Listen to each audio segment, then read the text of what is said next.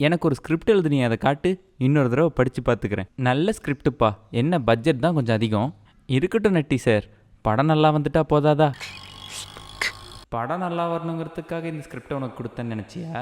இந்த படத்தில் நீ அவரை ஸ்பூஃப் பண்ணுற மாதிரியே நடிக்கணும். அதை பார்த்துட்டு தளபதி ஃபேன்ஸ் எல்லாம் உன்னை கழுவி கழுவி ஊற்றணும். நீ அதை பார்த்துட்டு தப்பு தம்பின்னு கதறணும். அதை பார்த்து நான் ரசிக்கணும். தளபதிக்கு ஃப்ளாப் கொடுக்குற டைரக்டர்ஸே ஆல் அட்ரஸ் இல்லாமல் போயிட்டு இருக்காங்க. நீ அவரை ஸ்பூஃப் பண்ணி எடுத்து பெரிய டைரக்டர் ஆயிடலான்னு பார்க்குறியா? TN 2026 தங்க நட்சத்திரம் 2026. இந்த படம் யாரை ஸ்பூஃப் பண்ணி எடுத்திருக்காங்கன்னு நான் சொல்லி தான் உங்களுக்கு தெரியணுன்ற அவசியம் இல்லை. ஒட்டுமொத்தமாக ஸ்பூஃப் பண்ணிட்டா அடிக்கிற அடியில் நம்ம அட்ரஸ் எல்லாம் போயிடுவோன்றது தெரிஞ்சிருக்கு. அதனால நாங்கள் அவரை சொல்லலைங்க அப்படிங்கிற மாதிரி ஒரு மார்க்கமாக ஸ்பூஃப் பண்ணியிருக்காங்க. என்ன ஏது அப்படிங்கிறத வீடியோக்குள்ளே வாங்க பார்க்கலாம். நான் ஒரு நல்லது பண்ணா கிட்டது பண்றதே வழக்கமா போச்சு.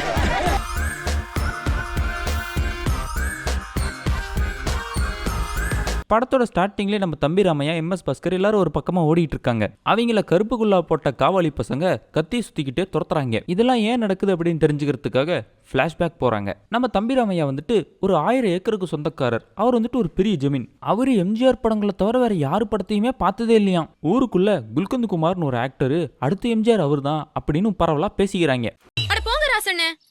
அதாவது பார்த்தா வானம், முடிஞ்சு பார்த்தா பூமி, நேரா பார்த்தா காடு, நெஞ்சுக்குள்ள பார்த்தா காடு.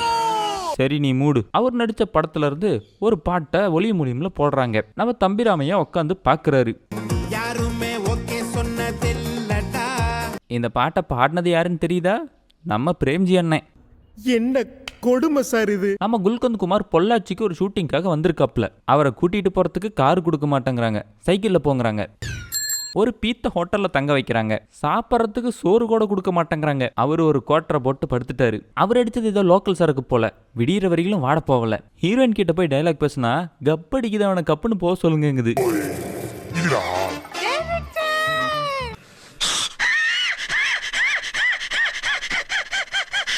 கப்பு வந்துகிட்டே இருந்ததுனால பிரேக்கே விட்டுறாங்க. அப்பதான் நம்ம தம்பிராமையா வராரு. அவர் வந்ததுக்கு அப்புறம் ஹீரோக்கு தனியா வீடு, காரு, சோறு எல்லாம் கொடுக்குறாரு. இது நல்லா இருக்குதி, பிடிச்சிருக்கா? என்னை விட உனக்கு தானே பிரமாதமா இருக்கு. இது எனக்கா தனியாவாத். போட்டு பார்க்க தானே கொடுத்தோம், அவனுக்குன்னே முடிவு பண்ணிட்டான். சரி என்னமோ. அப்புறம் நம்ம குல்கந்த் குமாரும் நிறைய படம் எடுக்கிறாரு. எந்த படமுமே சரியா போகல. தியேட்டருக்குள்ள உட்காந்து அஞ்சாங்கல் விளையாண்டு இருக்காங்க. அங்க பாருங்க டாக்டர், இது ஒரு படம் சொல்லி கூட்டு வந்தேன். என்னடா படம் பண்ணி வச்சிருக்காங்க. நம்ம குல்கந்த் குமார் வந்துட்டு வில்லனா நடிக்க அட்வான்ஸ் வாங்கிட்டான்னு தெரிய வருது. உடனே நம்ம தம்பி ராமையா எட்ரா வண்டியை மெட்ராஸுக்குன்னு போயிட்டு, இந்தாங்க சார் நீங்க குல்கந்துக்கு கொடுத்த 1 லட்சம் அட்வான்ஸ். குல்கந்த் நடிச்சா ஹீரோவா தான் நடிப்பான். ஏன் இந்த அண்ணன் தம்பி ஃப்ரெண்டு அமெரிக்க மாப்பிள்ளைகள் இந்த கட்டெல்லாம் பண்ண மாட்டேங்க. நடிச்சா ஹீரோ சார், நான் வெயிட் பண்றேன் சார். கொஞ்சம் அரிசி, அப்பா CM, அப்பா டெல்லி, இது போதும் சார். அதுக்கப்புறத்துல இருந்து நம்ம குல்கந்த் குமார் ஒரே பேடாஸான படமா நடிச்சு தள்ளுறாரு. படத்துல குல்கந்த் அவங்க அப்பனை கொன்னா நிஜத்திலையும் கொல்றாங்க. சொத்தே இல்லையடா. இன்னும் அப்படி அவனுக்கு அப்படி இல்லையே. சரக்கடிக்கணும்னு ஒருத்தன் அம்மா தலையை திட்டு வர்றான். அப்படி இப்படி நம்ம குல்கந்த் பெரிய ஹீரோவாய் போயிடுறாரு. இது வரைக்கும் தளபதியை தாக்கின மாதிரி தெரியல. ஆனா இதுக்கப்புறம் தான் தளபதியை தாக்கவே ஆரம்பிக்கிறாங்க.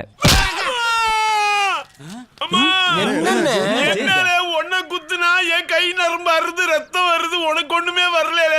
என்னடா தீபாவளி ரிலீஸ்க்கு கோகுல்நாத் படத்தோட ஓம்படத்தை ஐயா தீபாவளி ரிலீஸ் ஆமா, நான் சொல்லி தான் உங்களுக்கு தெரியணுமா? அப்புறம் நம்ம தம்பி ராமையா வந்துட்டு குல்கந்த் குமார் கிட்ட உரிமையா பேசுறது ப்ரொடியூசர்ஸ்க்குலாம் பிடிக்கல. அதுக்காக நம்ம குல்கந்த் தம்பி ராமையாவை கூப்பிட்டு இன்சல்ட் பண்றாரு. சென்ஸ் இல்ல, இப்படி வந்து கொடுங்க, கை எட்டாது இல்ல. நீங்க நம்மளே வாடா போடான்னு கூப்பிடுறீங்க, அதை நான் உரிமையா எடுத்துக்கிறப்பா. அது எனக்கு தெரியுது, ஜென்களுக்கு. அப்புறம் நம்ம குல்கந்த் பெரிய ஹீரோவா இருக்கிறதெல்லாம் பார்த்துட்டு குல்கந்த் ரொம்ப பிடிச்சி போய் நிறைய லெட்டரா போட்டு தள்ளிக்குது. அந்த பொண்ணு பார்க்க போயிட்டு கல்யாணமும் பண்ணிடுறாரு. கல்யாணம் பண்றதெல்லாம் எப்படி தளபதியை தாக்குற மாதிரி ஆகும்? எல்லாரும் தான் கல்யாணம் பண்றாங்க அப்படின்னு நீங்க சொன்னீங்கன்னா, கல்யாணம் பண்றது மேட்ரு கிடையாது, கல்யாணத்துக்கு அப்புறம் பண்றதுதான் மேட்ரு. நம்ம குல்கந்த் குமாருக்கு ஹீரோயினோட ஒரு லிப்லாக் சீன் வச்சிருக்காங்க. மறுபடியும் சொல்றேன், குல்கந்த் குமாருக்கு ஹீரோயினோட ஒரு லிப்லாக் சீன் வச்சிருக்காங்க. என்ன மாதிரி இருக்கான். அது மட்டுமா, வீட்டுக்கு போய் சண்டை வேற போடுறாங்க. இந்த ஸ்கிரிப்ட் படிக்கும்போது கதை காரைக்குடியில தானே நடந்தது, எப்படி காஷ்மீருக்கு போச்சு? ஓ, கதை காஷ்மீருக்கு வேற போச்சா? 3 படத்துக்கு மேல தொடர்ந்து ஒரு பொண்ணோட நடிக்க கூடாதுன்னு சொன்னா நீ எப்படி 4வது படம் நடிச்ச? இது வின்னிங் காம்பினேஷன், ப்ரொடியூசர்ஸ் டிசைட் பண்றது, நான் இல்ல.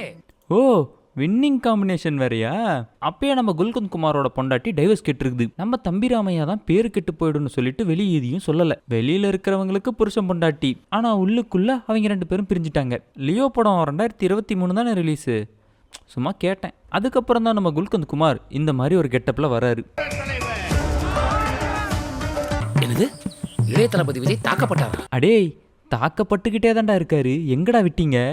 நற்பணி மன்றமா இருந்த இந்த மன்றம் இன்னையிலிருந்து மக்கள் மன்றமா மாறுதுங்கிறது சந்தோஷமா தெரிவிச்சுக்கிறோம். ஓ, ரசிகர் மன்றத்தை கூட மக்கள் மன்றமா மாத்துறீங்களோ? என் இதயத்தில் வீற்றிருக்கும் எனது ரத்தத்தின் ரத்தமான உடன்பிறப்பு.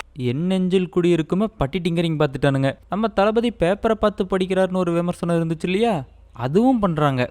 வரைக்கும் உங்களை தவிர்த்துட்டு சினிமா நியூஸ் கிடையாது, இனிமே உங்களை தவிர்த்துட்டு அரசியல் நியூஸ் கிடையாது.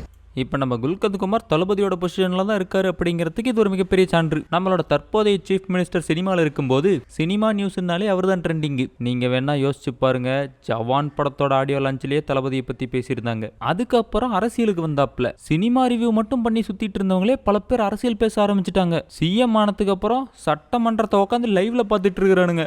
இதில் ஒரு போலீஸ்காரன் வேற நம்ம குல்கந்த் குமாரை அசிங்கப்படுத்தி போடுறான். தலைவன் கார்லேருந்து இறங்கி ரோட்டில் நடந்தே போறாரு. நடந்து போனது மட்டும் இல்லாமல் அங்கே போய் ஒரு ஆட்டம் வேற போடுறாரு. படத்துக்கு போட்ட கேஸை விளக்கிட்டு வந்து கட்சியை தொடங்குறாரு. அப்புறம் எதிர்கட்சியை சேர்ந்தவங்க டைரக்டா பேசாம இன்டைரக்டா ஒருத்தரை வச்சு இதெல்லாம் வேண்டாம்ப்பா விட்டுட்டு போயிருங்க அப்படின்னு சொல்றாரு. ஆனா நம்ம தம்பிராமையா முடியவே முடியாது, எங்க குல்கந்த் குமார் எனும் நான் சொல்ல வைக்கிற வரையிலும் விடமாட்டேன் அப்படின்ட்டு போறாரு. 200 கோடி சம்பளத்தை விட்டுட்டு நாட்டுக்கு சேவை செய்ய வந்தா மக்களுக்கு சந்தோஷம். கெரியரின் உச்சத்தை விட்டுட்டு வராராம். அப்புறம் குல்கந்த் குமார் வீட்டுக்கு கருப்பு ட்ரெஸ்ஸை போட்டுக்கிட்டு முகமூடியெல்லாம் போட்டுக்கிட்டு குல்கந்த் குமாரை போட்டு தள்ளுறதுக்கு வராங்க. அங்க நம்ம தம்பிராமையா டீம் ஃபைட் பண்றாங்க. நான் மென்னு துப்புறதுக்கு பாக்கல, இன்னும் விளையாடுற என்னது பேக்கா? பேக் இல்லடா, தேக்கு. சித்தாளு கையில இருக்கிற சிமெண்ட் பாண்டு நினைச்சியாடா ஸ்டைல் அடிக்கிற ஜேம்ஸ் பாண்டா. கையெழுத்து போட்ட பாண்டா, கையெழுத்து போடாத பாண்டா. இது மண்டையாலடா. அப்புறம் அது என்ன விடு.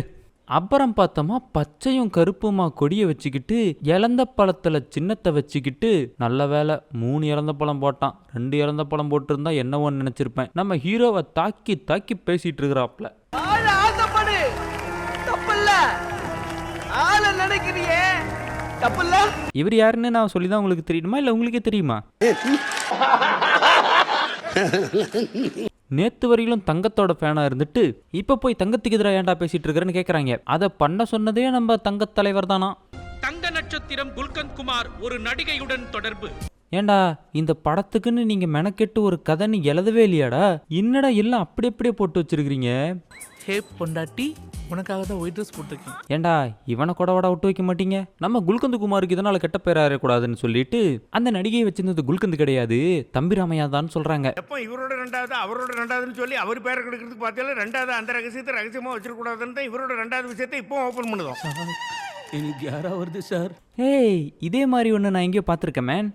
விவரம் தெரிஞ்சவங்களுக்கு இந்த இடத்த பத்தி தெரியும், ஆனா விவரம் தெரியாதவங்களுக்கு இந்த இடத்த பத்தி ஒரு விவரமும் தெரியாதுங்கிற விவரம் எனக்கு நல்ல விவரமாவே தெரியும். விவரம் புரிஞ்சுதா?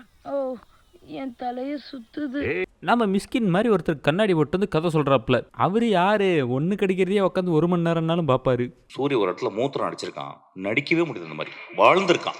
அவன் மூத்திரம் அடிக்கிறதுக்கு போய் பக்கத்துல போயிட்டு நான் பயந்துட்டேன், கீழே கேமரா டில் டவுன் பண்ணிட போறான்னு ஆசையை வருது, டில் டவுன் பண்ணி பார்க்கலாம் அப்படின்னு சொல்லிட்டு. அந்த டைரக்டர் சொன்ன கதை பிடிச்சிருக்குன்னு இவர் சொல்ல, பிடிக்கலன்னு அவர் சொல்ல, 2 பேத்துக்குள்ளேயும் பிரச்சனை ஆகி போயிருது. நம்ம தம்பிராமையா குல்கந்த் குமார் விட்டுட்டு வந்ததுக்கு அப்புறம் தான் எவ்வளோ நிலத்தை நம்ம வித்துருக்குறோங்கிறதே அவருக்கு தெரிய வருது. அதுக்கப்புறம் குல்கந்த் குமார் தம்பிராமையா 2 பேரும் சேர்ந்துடுறாங்க.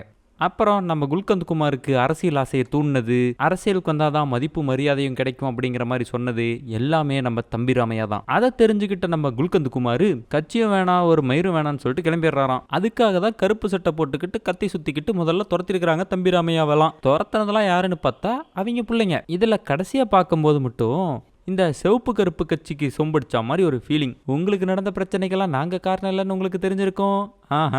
ஆமாம், இது பண்ணது எல்லாமே என் கூடவே இருந்தவங்க தான். ஓஹோ, ஸ்பூஃப் படம் எடுக்கிற தம்பி தப்பு. உங்களை அடுத்த வீடியோவில் வந்து பார்க்குறேன். நம்ம சேனலை சப்ஸ்கிரைப் பண்ணலன்னா சப்ஸ்கிரைப் பண்ணிக்கோங்க. Bye bye.